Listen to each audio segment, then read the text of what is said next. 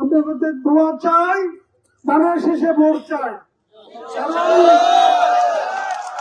আমি অন্য কেউর ব্যাপারে কোনো কথা বলতে রাজি না। আপনারা দেখেছেন এই 18 বছর আপনাদের সাথে থেকে এই সরাসরি শেখ হাসিনার পতনের জন্য আন্দোলন করেছি না? আপনাদের কাছে বিচার দিয়ে চাই, এই সোনারগাঁওকে কেউ ভাগ করেছে, এটা তো জানান। সেটা আপনারা কিন্তু জানেন কে কে ভাগ করেছে। 1970 সাল থেকে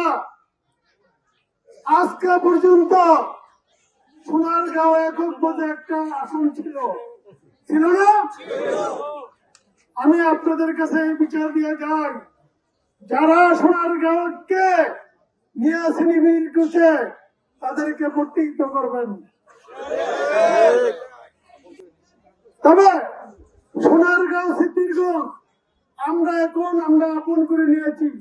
সোনারগাঁও সিদ্ধিরগঞ্জ আমরা ভাই সবাইকে আমি আবারও ধানের শেষে ভোট চেয়ে আমি আমার বক্তব্য শেষ করলাম।